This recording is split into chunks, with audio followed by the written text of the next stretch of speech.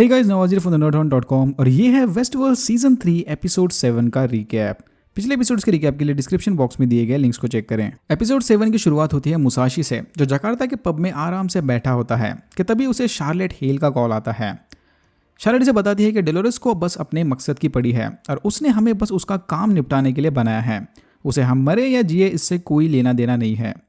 But Musashi इसे बोलता है कि चाहे कुछ भी हो जाए वो डेलोरेस का हमेशा साथ देगा। शार्लेट इस बात को पहले से जानती थी, इसलिए इसने ऑलरेडी मेव से मिलकर उसे मुसाशी की सीक्रेट लोकेशन दे दी होती है। तो हमारा शक बिल्कुल सही निकला। डेलोरेस के शार्लेट हेल वाले वर्जन ने फाइनली अपनी पार्टी बदल ली। बट शार्लेट हेल का कॉल आने से पहले मुसाशी ने उसके आदमी को एक सीक्रेट पैकेज डिलीवर करने को कहा होता है। इसके अंदर क्या है वो अभी हमें नहीं पता, बट मुझे लगता है इसके अंदर डेलोरेस का आखिरी पर्ल हो सकता है, क्योंकि अभी तक हमने डेलोरेस के सारे कॉपीज नहीं देखे हैं। फिर मेव के नए साथी होस्ट क्लेमेंटाइन और हनायो शार्लेट की बताई हुई इन्फॉर्मेशन की मदद से मुसाशी को ढूंढकर मार देते हैं। दूसरी तरफ केलब और डेलोरेस अपने अगले मिशन पर मैक्सिको आए होते हैं। और अगर ये जगह आपको थोड़ी जानी पहचानी लग रही है तो वो इसलिए क्योंकि वेस्टवर्ल्ड के आर्किटेक्चर ने वेस्टवर्ल्ड का मॉडल इसी जगह को स्कैन करके बनाया होता है। बाय द वे, केलब को अब डेलोरेस के होस्ट होने के बारे में सब पता चल गया है। डेलोरेस फिर इसे बताती है कि वो केलब की असली सच्चाई जानने उसे यहाँ लेकर आई है। डेलोरेस फिर इसे दिलासा देती है कि डोंट वरी, मेरा प्लान इंसानों पर हुकूमत करना नहीं बल्कि इंसान और होस्ट सबको आज़ाद करने का है, और इस मिशन में तू मेरा साथ देगा। अपने आप को बस एक मामूली कंस्ट्रक्शन वर्कर मत समझना, क्योंकि जल्द ही तू इस दुनिया में रिवॉल्यूशन लाने वाला है। फिर ये दोनों अपने टारगेट यानी एक सीक्रेट फैसिलिटी को ढूंढ लेते हैं, जिसके बाहर से डेलोरेस अपनी cool drone operated sniper rifle की मदद से अंदर मौजूद ऑलमोस्ट सारे लोगों को मार देती है। फिर ये दोनों अंदर जाते हैं और बचे हुए एक सिक्योरिटी को भी मार देते हैं। जैसा कि मैंने पिछले एपिसोड्स में कहा था, सिराक और उसकी टीम केलब जैसे बागी यानी एनोमलीज को सीक्रेट फैसिलिटी में रखते हैं, जहां पर ये लोग इनके दिमाग को रीप्रोग्राम करने की कोशिश करते हैं। ये भी वैसे ही सिराक की एक बनाई हुई सीक्रेट फैसिलिटी में आए होते हैं, बट यहाँ पर एनोमलीज के अलावा और भी कुछ बड़ा मौजूद होता है।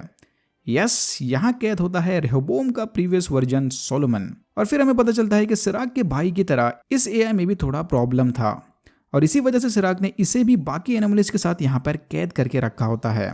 और इमरजेंसी के लिए इसके साथ एक ईएमपी मशीन को भी रखा होता है, ताकि जरूरत पड़ने पर उसे फायर करके वो सोलोमन को डिसेबल कर सके। केलब और डेलोरेस फिर सोलोमन के पास जाते हैं और उसमें लगे स्पेशल एयरपोर्ट्स यूज करके उससे बात करने लगते हैं। सोलोमन इनको यहाँ देखकर थोड़ा कंफ्यूज होता है, क्योंकि वो ये डिसाइड नहीं कर पाता कि ये दोनों वाकई में यहाँ पर हैं या ये भी एक सिमुलेशन का हिस्सा है। सिमुलेशन, इसके बारे में डिटेल में हम वीडियो के एंड में बात करेंगे। सोलोमन फिर केलब को बताता है कि वो भी किसी टाइम इस फैसिलिटी में अपने दिमाग का इलाज कराने लाया गया था। यहाँ के लोगों ने केलब के दिमाग को सक्सेसफुली रीप्रोग्राम किया और वापस उसे बाहर की दुनिया में भेज दिया। बट इस प्रोसेस में गिने चुने लोग ही कामयाब होते हैं और बचे हुए लोगों को ये हाइबरनेशन चैम्बर्स में डाल देते हैं। केलब सिराक के उन पहले सब्जेक्ट्स में से एक था जिनका दिमाग सक्सेसफुली रीप्रोग्राम हो गया था। और तभी केलब को फिर से मेमोरी फ्लैशबैक्स आने लगते हैं, जिसमें वो देखता है कि वो फ्रांसिस और उनकी टीम टेररिस्ट के पीछा कर रहे होते हैं और फ्यूचर वाली नई ट्रैकिंग मिसाइल्स को यूज करके उनके अड्डे पर हमला कर रहे होते हैं।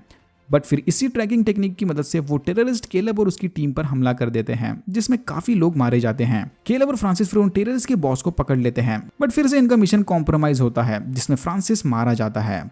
तो बेसिकली केलब के दिमाग में फ्रांसिस से रिलेटेड ये वाली मेमोरीज होते हैं। बट क्या ये मेमोरीज सच्ची हैं या फिर ये भी इसके एआर थेरेपी का नतीजा है? डेलोरेस और केलब एक स्टोरेज रूम में जाते हैं, जहां उन्हें सिराक का अपने भाई के लिए प्री रिकॉर्डेड मैसेज मिलता है। उस मैसेज में सिराक अपने भाई का उस स्टोरेज रूम में स्वागत कर रहा होता है। ओके, यहाँ पर दो प्रॉब्लम्स है। पहला, ये रिकॉर्डेड मैसेज में जो सिराक है उसके बाल सफ़ेद हैं, मतलब ये रीसेंट वर्जन वाला सिराक है, जवानी वाला नहीं। दूसरा, अगर ये मैसेज सिराक ने अपने भाई के लिए रिकॉर्ड किया था तो ये केलब और डेलोरेस के आने पर क्यों चला? मे बी ये मैसेज हर एक के एंटर करने पर चलता हो, या मे बी इसके पीछे भी कोई डीप मीनिंग है। मूविंग ऑन, उस मैसेज को सुनकर डेलोरेस और केलब स्टोरेज रूम के अंदर चले जाते हैं, जहां पर उन सारे एनोमलीज के हाइबरनेशन चैम्बर्स मौजूद होते हैं। देख के लगता है कि सिराक ने यहाँ पर हजारों लोगों को कैद करके रखा है, जो उसके रीप्रोग्रामिंग वाले एक्सपेरिमेंट में फेल हो गए थे। ऐसे एक स्पेशल चैम्बर में आई थिंक सिराक का भाई भी कैद होता है। डेलोरेस फिर सोलोमन को बताती है कि उसे रेहोबोम को हराने के लिए एक नई स्ट्रेटेजी की जरूरत है, और फिर सरप्राइजिंगली सोलोमन इस बात को मान भी जाता है और उस नई स्ट्रेटेजी के ऊपर काम करने लग जाता है। और फिर केलब को यहाँ अपनी सच्ची कहानी पता चलती है। तो मैं इसको ज्यादा कॉम्प्लिकेटेड नहीं करूंगा, जितना हो सके उतना सिंप्लीफाई करके बताऊंगा। तो केलब की टीम उस मिसाइल ब्लास्ट में मर गई, वहां तक तो सब सच था, बट इसके बाद वाली कहानी पूरी अलग है। आर्मी से डिस्चार्ज होने के बाद केलब और फ्रांसिस रिको ऐप की मदद से इलीगल काम करके पैसा कमा रहे थे और ये रिको ऐप भी सिराग के सिस्टम का ही पार्ट होता है, जिसकी मदद से ये लोग इन एनोमलीज या आउटलायर्स को ठिकाने लगा रहे होते हैं। ऐसे ही एक मिशन पर केलब और फ्रांसिस एक आउटलायर को पकड़ लेते हैं। फ्रांसिस के मना करने के बावजूद भी केलब उस बंदे से बात करने लगता है। ये फिर इन्हें बोलता है कि इसी की कंपनी वो मूड स्विंग्स वाले वेफर चिप्स बनाती है और क्योंकि ये बंदा अब बहुत सवाल करने लग गया था, रेहोबोम ने इसे एक आउटलायर सेक्शन में डाल दिया। ये केलब को बताता है कि तुम दोनों भी इसी सिस्टम का हिस्सा हो और एक दिन तुम्हारे साथ भी बिल्कुल ऐसा ही होना है, और क्योंकि मैंने ऑलरेडी तुम्हें ज़रूरत से ज़्यादा इन्फॉर्मेशन दे दी है, आई एम श्योर कि तुम लोग ऑलरेडी सिस्टम के टारगेट पर आ गए होंगे। और इसका शक बिल्कुल सही होता है। रेहोबोम केलब को निपटाने उसकी सुपारी फ्रांसिस को दे देता है, बट इससे पहले कि फ्रांसिस कुछ करे, केलब इस बात को भांप लेता है और वो खुद फ्रांसिस को मार देता है। यस, केलब ने ही फ्रांसिस को मारा था। सोलोमन अपने स्ट्रेटेजी पर काम कर रहा होता है कि तभी वहां पर मेव आ जाती है डेलोरेस से हेक्टर की मौत का बदला लेने। इनके बीच फिर एक जबरदस्त फाइट सीन होता है जिसमें डेलोरेस अपना एक हाथ खो देती है। डेलोरेस फिर भागते हुए अंदर जाती है और मेव को उस ईएमपी मशीन के पास ले जाती है। उधर सोलोमन अपनी नई स्ट्रेटेजी बनाकर केलब के हवाले कर देता है, बट इससे पहले कि वो उसे इस स्ट्रेटेजी को यूज करने की वार्निंग दे, डेलोरेस ईएमपी डिस्चार्ज कर देती है। मेव, डेलोरेस और सोलोमन सारे उस ईएमपी अटैक से बंद पड़ जाते हैं। ओके, सो अब चलते हैं विलियम की स्टोरी की तरफ। विलियम को पता चलता है कि एशली भी एक होस्ट है जिसे फोर्ड ने अपने मकसद के लिए सिक्योरिटी का हेड बनाकर रखा था। ये तीनों फिर जाकर उस फैसिलिटी का डेटा चेक करते हैं जहां इन्हें बाकी के एनोमलीज और केलब के बारे में पता चलता है। बर्नार्ड इधर समझ जाता है कि इसीलिए डेलोरेस ने केलब को अपने मिशन को लीड करने के लिए चुना है, क्योंकि वो इस काम के लिए परफेक्ट चॉइस है और उसके पास सिस्टम से लड़ने के लिए मकसद भी है। इधर इन्हें यह भी पता चलता है कि विलियम भी उन एनोमलीज में से एक है और उसकी भी एआर थेरेपी हो चुकी है। अब वो रिसेंटली हुई थेरेपी की बात कर रहे हैं या इससे पहले भी विलियम यहाँ पर आया था, वो हमें नहीं पता। फिर हमें पता चलता है कि सिराग को ये ह्यूमंस के दिमाग को रीप्रोग्राम करने का आइडिया वेस्टवर्ल्ड वाले होस्ट से आया था और उसे हाई एंड बायोमेट्रिक टेक्नोलॉजी खुद विलियम ने ही बेची होती है। विलियम ने अपनी जिंदगी को अब नया मकसद दिया होता है, मतलब सारे होस्ट का सफाया। वो बर्नार्ड और एशली को बताता है कि समय रहते मुझे मार दो, क्योंकि मैं आगे चलकर तुम्हारी सारी प्रजाति खत्म करने वाला हूँ। बर्नार्ड, एशली और विलियम अब डेलोरेस और केलब को ढूंढने निकले होते हैं। जाते वक्त रास्ते में विलियम को एक गन मिलती है जिसे ये बर्नार्ड और एशली पर तान कर बोलता है कि कहा था ना समय रहते मुझे मार देना, अब भुगतो। और यहाँ होता है एपिसोड 7 खत्म। ओके, सीजन 3 का बस अब एक ही एपिसोड बचा है और 7 एपिसोड देखने के बाद भी हमें नहीं पता कि इसका एंड कैसा होने वाला है। सोल्यूशन से ज़्यादा तो प्रॉब्लम्स आ रहे हैं। बहुत सारे ईगल आइड फैंस ने अपनी अपनी फैन थेरीज बना के रखे हैं। इन्हीं में से एक पॉपुलर फैन थेरी है सिमुलेशन वर्ल्ड।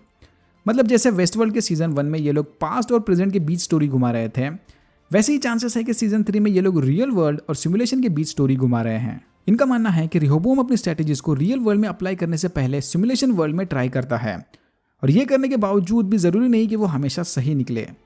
इसका एक एग्जाम्पल है शार्लेट का अपने बेटे को भेजा हुआ वीडियो मैसेज।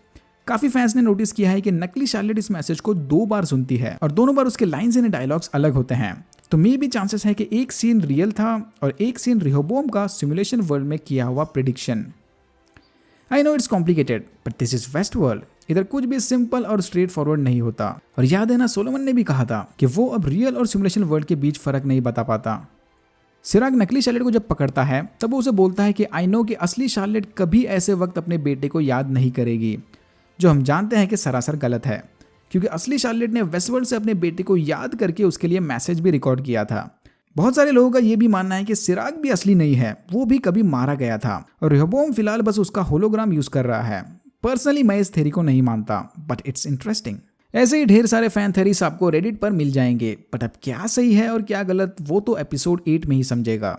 अगर आपको वीडियो पसंद आया तो please like, share and subscribe for more videos like this. मैंने ऐसे और भी वीडियोस बनाए हैं जिनके लिंक्स आपको डिस्क्रिप्शन बॉक्स में मिल जाएंगे। Thank you very much for watching and I am hoping to see you in my next one.